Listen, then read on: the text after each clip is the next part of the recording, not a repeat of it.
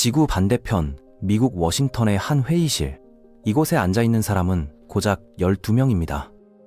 이들은 굳게 닫힌 문 뒤에서 심각한 표정으로 토론을 이어갑니다. 그런데 이 12명이 회의를 끝내고 문을 나서는 순간 전 세계 증시가 요동치고 한국 주식시장에서 수조 원이 순식간에 증발해버리는 일이 발생하죠. 당신의 주택담보대출 이자가 바뀌고 환율이 춤을 추며 심지어 내일 점심에 사 먹을 햄버거 가격까지 달라질 수 있습니다. 과장이 아닙니다. 실제로 우리 삶을 흔드는 이 거대한 파도의 시작점은 바로 미국 연방준비제도의 금리 결정 회의 FOMC입니다. 많은 분들이 금리가 내리면 대출 이자 줄어들고 기업들 투자 늘어나서 경기 좋아지는 거 아니냐라고 생각하십니다. 상식적으로는 맞는 말이고 경제학 교과서에도 그렇게 나와 있으니까요. 하지만 최근 미국이 금리를 내렸는데도 결과는 정반대였습니다. 주가는 하루 만에 3%나 폭락했고 환율은 15년 만에 최고치를 찍었으며 시장은 공포에 질렸습니다. 도대체 무슨 일이 벌어진 걸까요? 상식이 통하지 않는 상황에 많은 투자자들이 당황했습니다. 오늘 이 콘텐츠를 끝까지 보시면 경제 뉴스가 완전히 다르게 보일 겁니다. 금리가 도대체 뭐길래 이런 힘을 가지는지, 미국 금리가 왜 한국 경제를 흔드는지, 그리고 우리는 이 혼란 속에서 무엇을 어떻게 해야 하는지 낱낱이 파헤쳐 드리겠습니다. 알겠돈? 마트에 가면 모든 물건에 가격표가 붙어 있죠. 사과 한 봉지에 5,000원, 우유 한 팩에 3,000원. 이렇게 가격이 정해져 있어야 우리는 물건을 사고 팔 수 있습니다. 자본주의 사회에서 가격은 가장 중요한 신호니까요.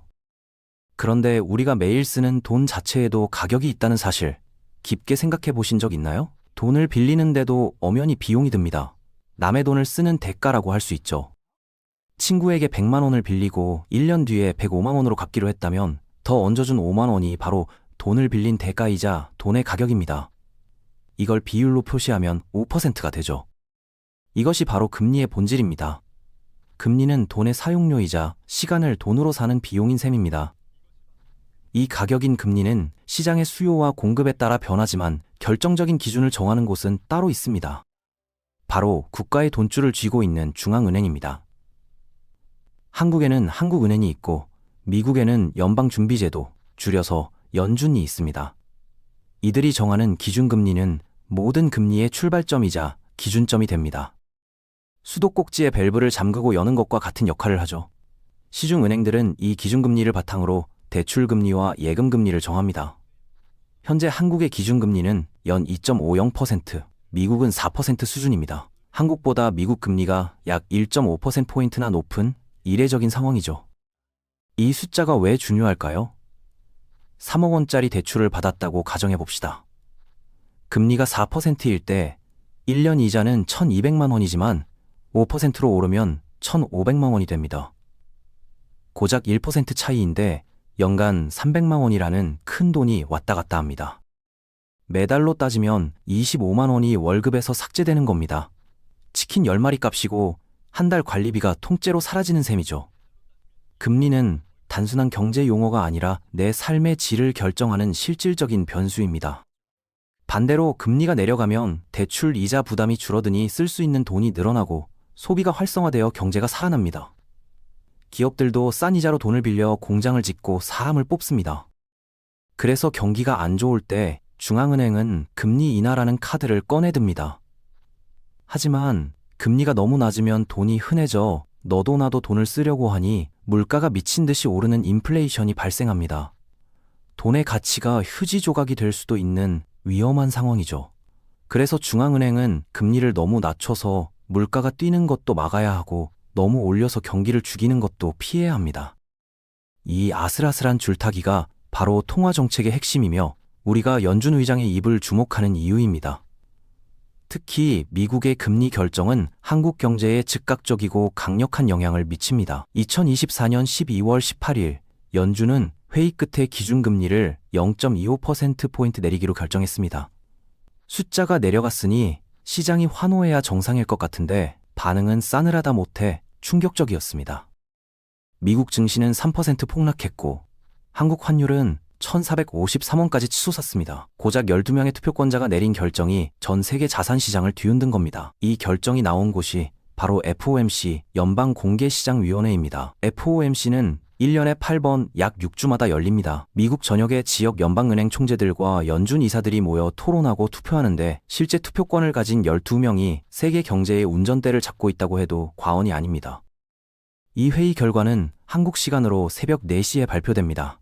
전 세계 투자자들이 잠을 설치며 이 순간을 기다리죠.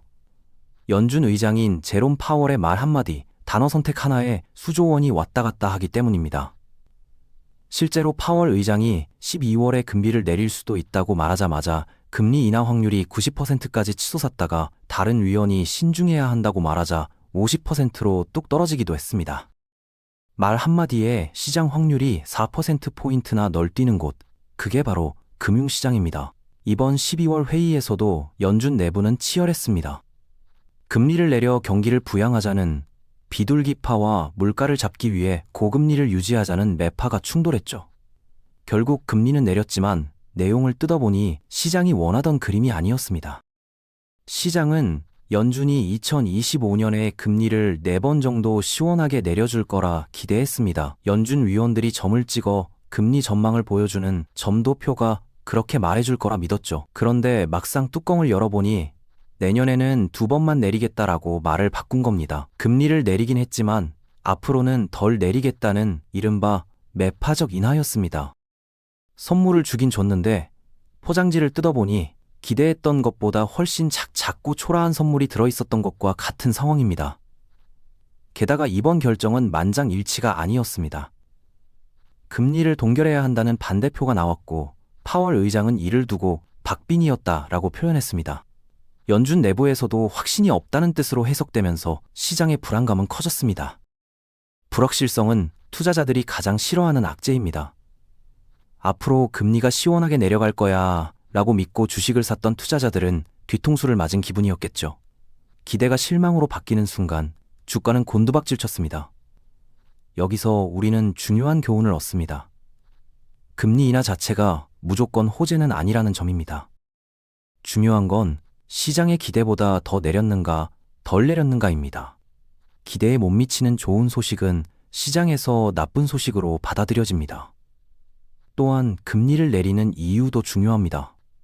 경제가 너무 튼튼해서가 아니라 고용시장이 식어가고 경기가 침체될 조짐이 보이기 때문에 보험용으로 금리를 내린다는 신호를 시장이 읽어버린 겁니다. 연준이 걱정할 정도로 경제가 안 좋은가? 라는 공포가 확산되었습니다. 경기 침체의 공포가 금리 인하의 기쁨을 집어삼킨 것이죠. 이것이 주가 폭락의 진짜 원인이었습니다.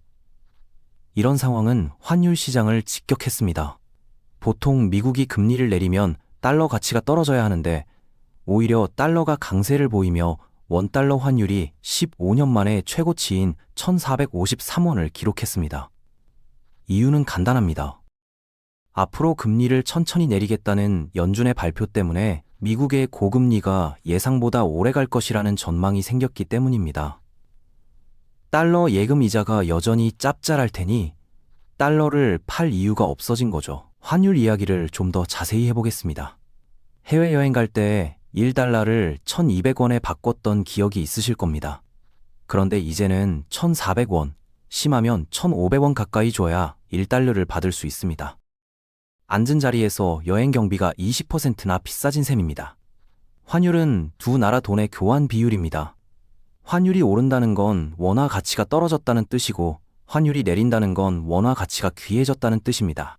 그런데 이 환율을 움직이는 핵심 동력이 바로 금리 차이입니다.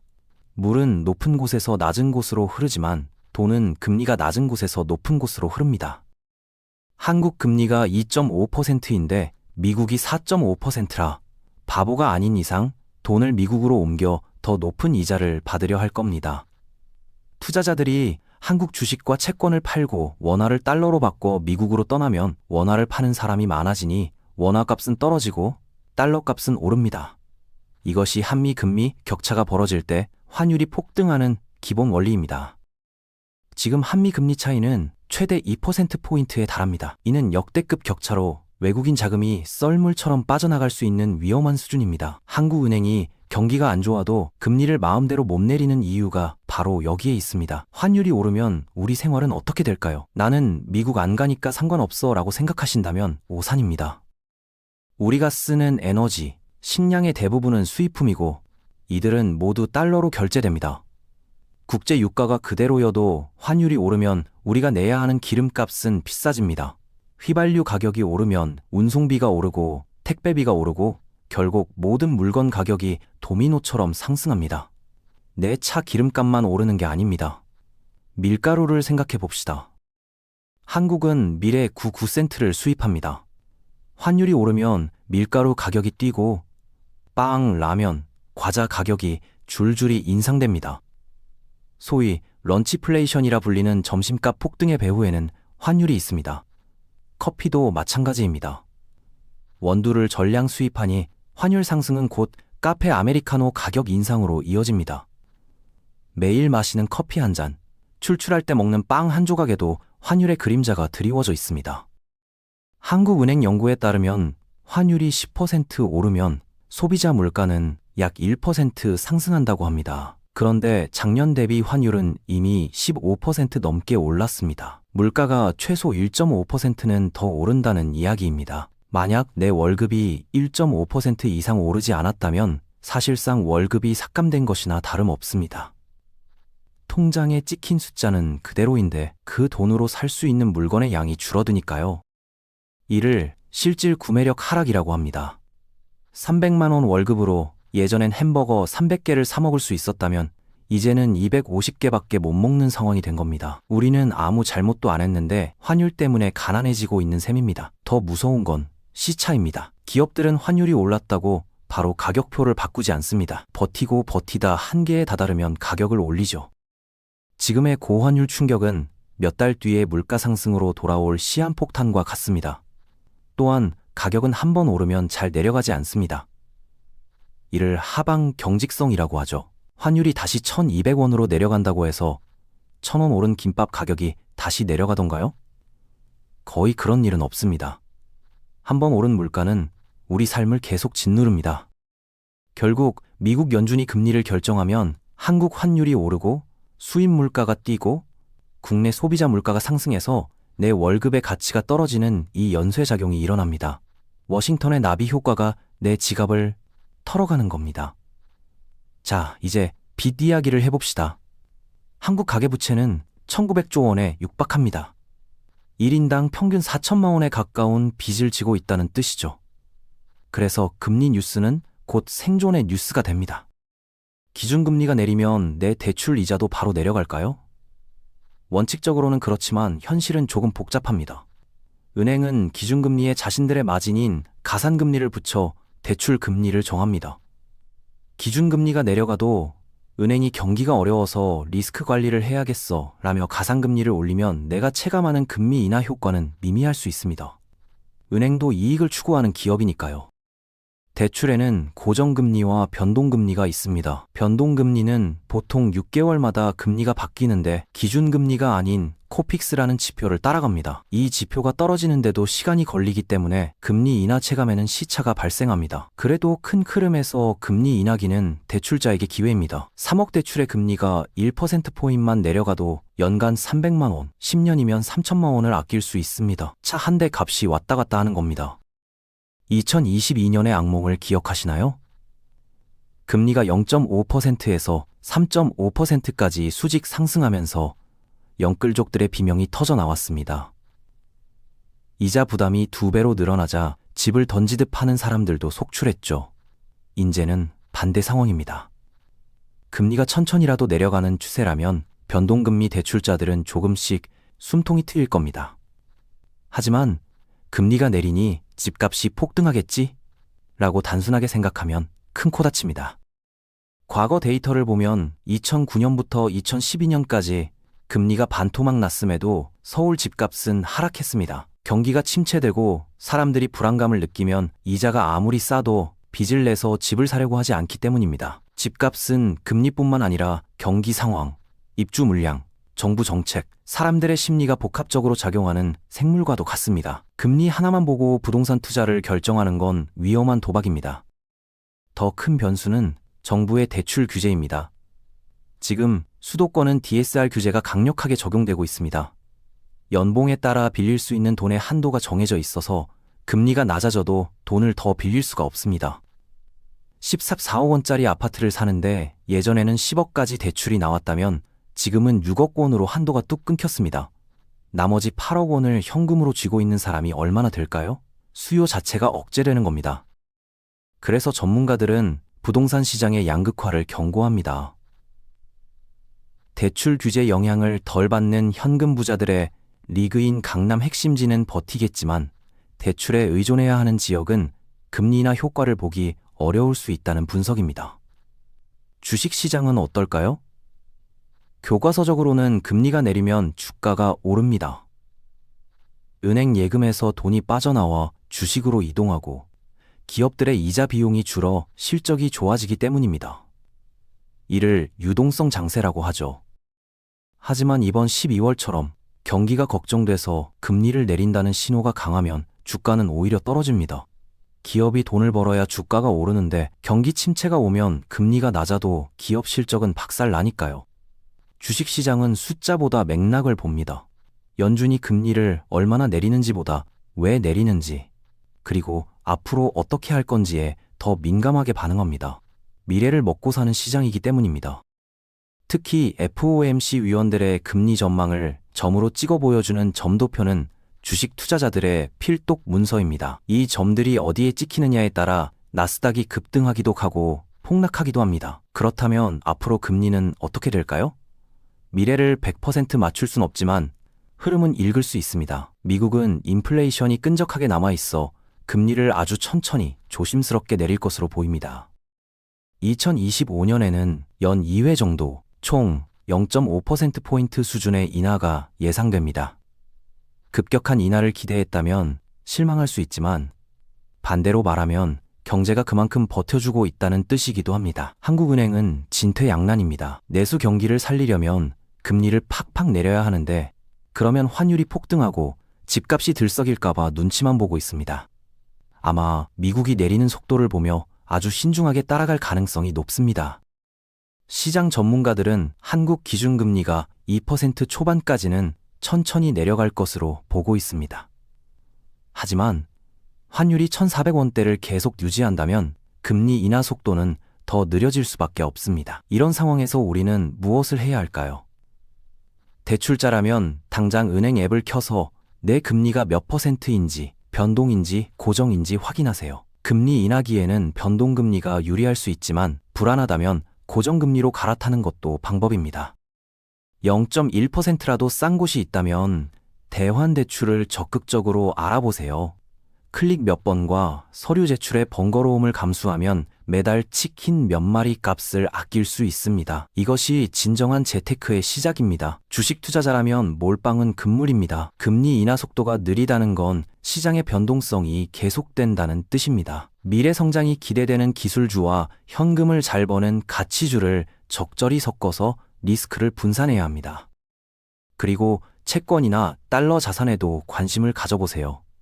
금리가 내려가면 채권 가격은 오르고 경제가 불안하면 달러 가치는 유지됩니다. 내 자산을 지키는 방패막이로 삼기에 충분합니다. 직장인들에게 가장 중요한 건 몸값 방어입니다. 물가가 3% 오르는데 연봉이 동결되면 실질 임금은 삭감된 겁니다. 회사에서 대체 불가능한 인력이 되거나 이직을 통해 연봉을 점프업 시키는 것이 최고의 인플레이션 대비책입니다. 또한 고정 지출을 점검해야 합니다. 환율 상승으로 물가는 더 오를 겁니다. 쓰지 않는 구독 서비스를 해지하고 새어나가는 돈을 막아 비상금을 확보하세요. 현금은 위기 상황에서 가장 강력한 무기가 됩니다. 마지막으로 경제 캘린더에 FOMC 날짜를 표시해 두세요. 1년에 8번, 그날 발표되는 뉴스에 귀를 기울이세요. 아, 미국이 금리를 이렇게 해서 환율이 오르겠구나 라고 예측할 수 있다면 당신은 더 이상 경제 문맹이 아닙니다. 금리는 우리가 바꿀 수 없는 거대한 파도와 같습니다. 파도를 멈출 수는 없지만 파도가 오는 방향을 알면 휩쓸리지 않고 그 파도를 타고 서핑을 즐길 수 있습니다. 숫자 뒤에 숨겨진 의미를 읽으세요. 금리 인하 뉴스 제목만 보지 말고 그 뒤에 있는 연준의 의도와 시장의 기대를 읽어내는 눈을 기르셔야 합니다. 그것이 혼란한 경제 상황에서 내 돈을 지키는 유일한 길입니다. 긴 이야기였지만 핵심은 하나입니다. 미국 금리는 내 월급과 직결되어 있다는 것, 그리고 아는 만큼 대응할 수 있다는 것. 오늘 이 내용이 여러분의 통장을 지키는 단단한 방패가 되기를 바랍니다. 지금 당장 내 대출 금리를 확인하고 환율을 체크해 보세요. 작은 관심이 모여 여러분의 경제적 자유를 앞당길 것입니다. 시청해 주셔서 감사합니다.